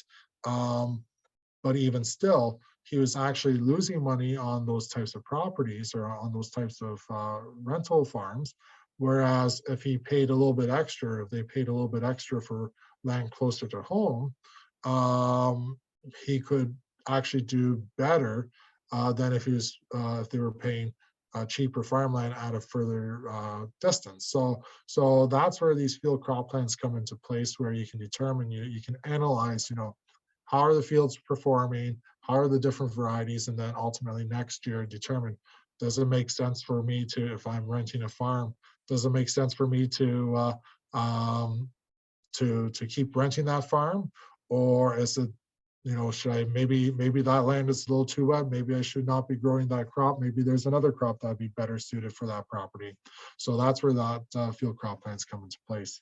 So some examples of what your field crop plan is going to include, so your date of work performed, description of work, any sort of conditions, weather conditions, your seed variety, and then ultimately what was the yield, grade, moisture, any sort of chemical if you used any sort of herbicide or pesticide or insecticide. If you used any of that product, having that recorded is beneficial. Field nutrient management plans, again, very similar to a field crop plan. Idea is to track, where the nutrients are going, how much, what type of nutrients are you putting in. So again, you'll see if you're talking to an agronomist, they will most likely say, if you're a new farmer, do some soil tests.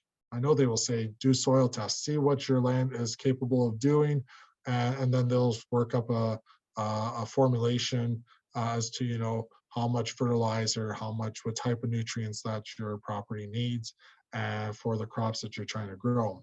So again, the idea of this plan is to determine, when were the nutrients applied, what were the soil tests that were done, what was the recommendation by the agronomist, type of nutrients, and method of application. Did you broadcast the fertilizer on, or did you incorporate it with the soil right away? That all can be recorded so that ultimately what's happening to those fields when it comes to your nutrients. Moving on to cost production.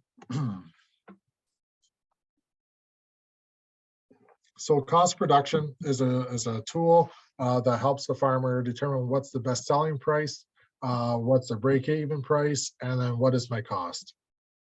So again, there are different resources out there that I will refer to in a second that you can utilize.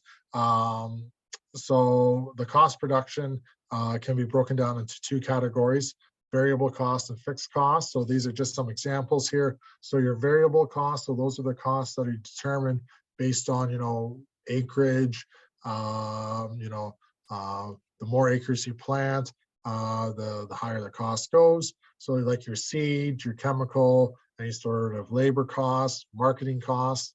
Where with your fixed costs, those are costs that do not change depending on how many acres you're growing.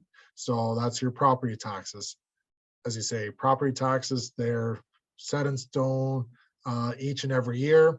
So be it. Hydro, as you say, hydro expenses do not necessarily have any effect on your crops or how many acres that you're working.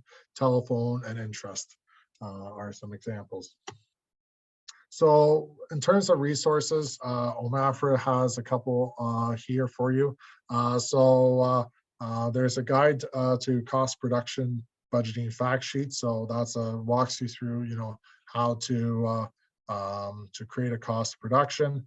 The 2023 field crop budget. So there's a colleague of mine. He works on developing field crop budgets on a yearly basis. So this gives you a good estimation as to what to expect when it comes to your field crops, the cost and whatnot. And then also finally, there's farm business decision calculators. So that's just a suite of Excel spreadsheets that you can utilize to help you, determine, different decisions that you may be facing. So if it's, as you say, if you are going to provide custom work for a neighbor, you can use this spreadsheet, one of the spreadsheets in this on this web page that will walk you through what's your fuel cost, what's your equipment cost, and ultimately give you a guiding idea as to what you can charge that farmer. So switching over to commodity organizations. So as I mentioned here, it's very similar to the accredited farm organizations, but they are very commodity specific. So the idea of commodity organizations is to support you as a farmer for whatever crops you're growing. Most commodity organizations are overseen by the Ontario Farm Products Marketing Commission, and they ultimately ensure that the commodity organizations are following the rules under the legislation that they're governed under. One thing I will mention is that not all commodities are represented by a commodity organization. So we're going to quickly go through a little bit later on what the different commodity organizations that are associated with crops. But again, it may not be an exhaustive list, so reach out and see if there's a commodity organization that I've missed. So the idea of commodity organizations, as I mentioned, is to provide support to you as a farmer. So they can do this in multiple ways. If it's through completing research or funding research to determine how they can increase the yields, or to develop varieties that are disease or insect resistant, mainly disease resistant, but or ways to manage any sort of insects. Also, too, they will help you or help the industry promote and market the commodity to the public. So if you watch any television, you might see certain commodity organizations have ads. If it's some quick examples would be like Dairy Farmers of Ontario. You'll see though they're promoting their industry.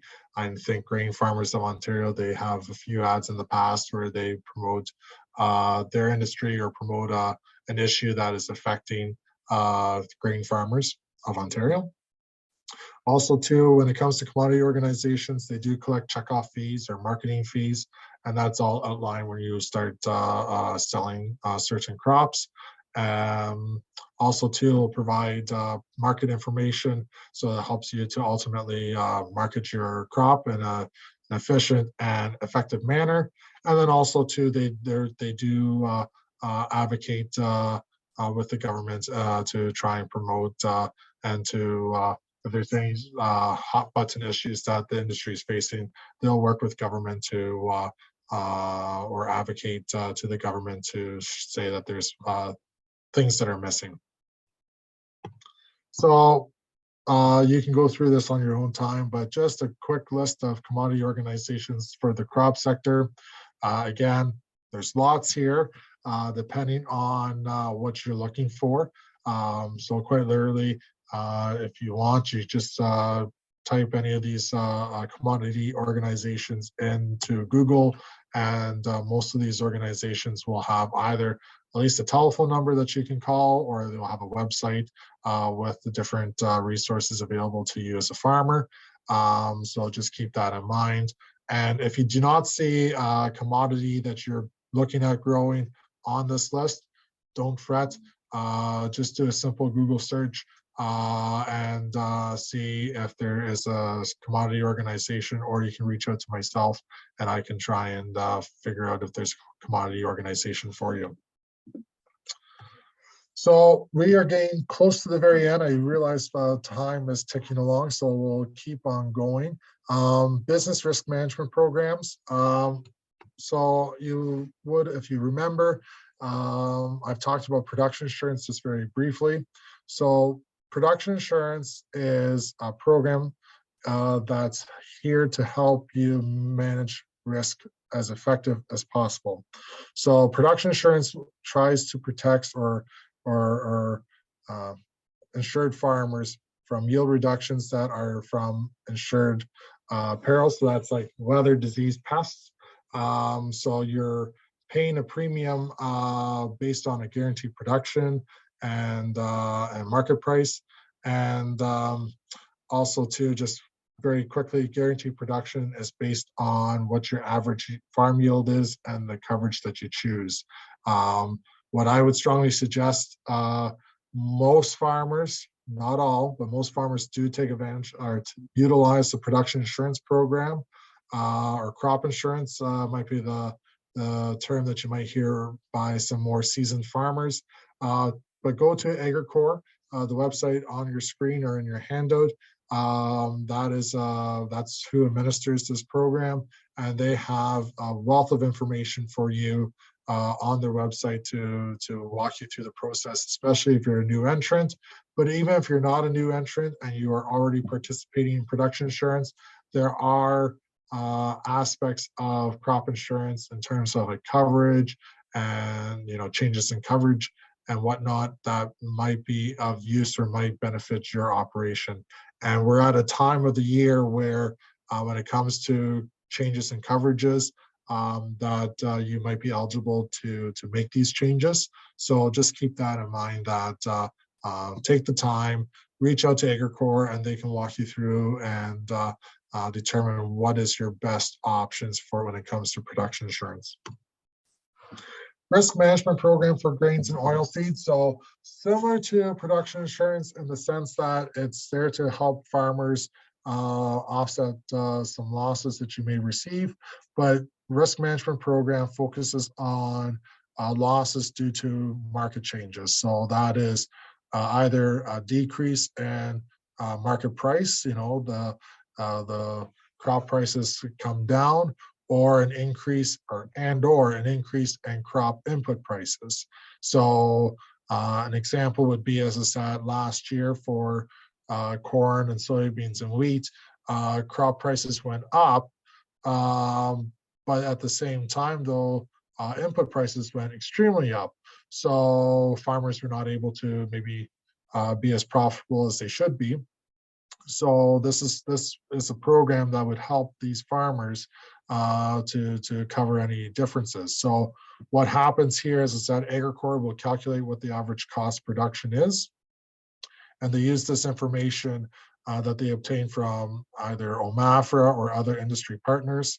And ultimately, if they find that the market price that they've calculated and the cost production is higher than the market price, then there will be a payment claim made.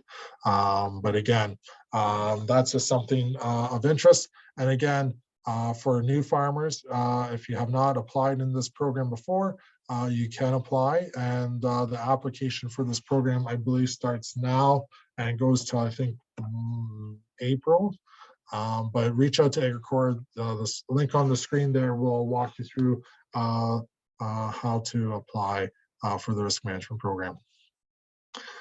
So very similar. So this is for edible horticulture. Again, risk management program for edible horticulture. So again, this is a slightly different program. So as a reminder, so the risk management program for grains and oilseeds, it was based on production and cost production and market prices. Where here, you as a farmer, if you have edible horticulture, so your fruits, your vegetables, you will be required to make a deposit into a self-directed risk management account, and then the government will then match that deposit, and then ultimately then it's up to you to utilize your deposit and the government's deposit for any sort of risk that you might be facing. So it's a little bit more flexible that way compared to the grains and oilseeds version of this program. But again, it's just another tool, and there's the link on your screen and in your handouts that you can look at for more information. Agri-stability, that is a program that protects farmers from large declines, and that's due to production loss and or market conditions. So again, it's looking at both. It's very similar to production insurance and risk management program, but they take a step back and look at the whole farm as a whole. So when it comes to it, though, there are certain allowable and non-allowable income and expenses that they use to calculate how your farm is doing and whether or not you are eligible for a claim or a payment. So just briefly there's some allowable and non-allowable expenses for you to take a look at. And again, I would be strongly encouraging you to reach out to AgriCorps, and they'll walk you through the process of agri-stability, because it is a big program and can be complex. So we'll take the time, understand what's eligible, what's allowable, and what's non-allowable, and how that may affect your position if you're in a claim position. Agri-Invest, the final risk management program that we're going to talk about. Agri-Invest is kind of similar to the risk management program for edible horticulture. What here, it's a savings account where a farmer can make a deposit, and then the government will then match that deposit. but the only difference here is that this is all based on your income tax return. So keep in mind that there is some allowable income and there's some allowable expenses, but not all income and not all expenses are eligible. So, and you can see here that we talk about allowable net sales. And again, it is based for non-supply managed commodities, which I know that's more so for the livestock sector rather than the crops. And again, this program is ran by Agriculture Canada, Agriculture and Agri-Food Canada. So there's a link there, and it'll walk you through on how to apply and the rules of the program. So very quickly, some additional resources available for you as a new farmer. So there's Publication 61, which is put out by OMAFRA, Starting a Farm in Ontario, that you can utilize.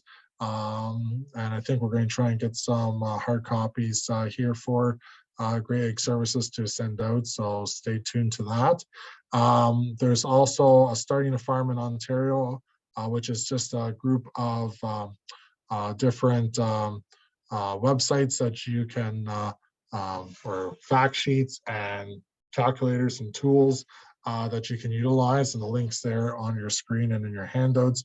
Another option for you is Farm Management Canada. And again, very similar. It's a Farm Management Canada is a not-for-profit organization that's focusing on any and all farm management issues that are faced by farmers. And so they may have some different resources. They have some resources available for new farmers to take advantage of. One additional comment I will make too is that your commodity organization, so or your accredited farm organization, they're there to help you, and reach out to them. They may have people, I know when it comes to accredited farm organizations, so that's the Ontario Federation of Agriculture, that is the Christian Farmers Federation of Ontario, and the National Farmers Union Ontario. They have representatives in all, if not most, if not all counties around Ontario. So reach out to them. They may be able to take the time, sit down with you, walk you through some additional questions that you may have if you have any specific questions. So, and as well, they do have some resources available for you that you can also utilize. So very briefly, just in summary here, as I mentioned, farming is a tough game. It takes a lot of work. There's a lot of ups, there's a lot of downs, and lots of hurdles. So make sure you take the time, do the research before you jump into the pool. You know, make sure you have that written business plan in place. Take the time, reach out to, as you say, your advisors, your accountants, your mentors, your people that you feel comfortable with. Get their opinion, because again, they're there to, they've been in the industry, they have experienced practically everything. If they haven't, then they have connections, they have contacts that will be able to help you. So make sure you get a written business plan, connect with other new farmers, and as Lori mentioned, it looks like there's going to be a plan in place to hopefully get a panel discussion and maybe a new farmer meet and greet, so that, you know, work with each other, make those connections, because as you say, it's one of those things where some people may have tried other ways of starting a farm or have tried other ways of farming and found out that maybe X and Y doesn't work, but A and B does. So getting the different perspectives does help. Also, to make sure you give yourself enough time to obtain financing, obtain farmland, obtaining resources in general. If it's, you know, equipment, if it's, you know, your crop inputs, make sure you take the time and you get started early. You do not want to wait till the last day and you're like, I would like to plant my crops tomorrow, but I don't have a tractor. Well, that might be a big issue. So make sure you give yourself enough time to obtain that information. And as I mentioned earlier, use your advisors because they can help you with any issues that you may face. So in general, thank you very much. I appreciate your time. I apologize we went over time by 15 minutes, but there's my contact information. Again, my contact information should be in the handout as well. So please reach out if you do not feel comfortable in asking a question tonight. That's fine. But please reach out to myself or reach out to Gray Egg Services, and they will be able to find an answer through me or through their contacts, and we'll get you an answer for you. So thank you very much for your time.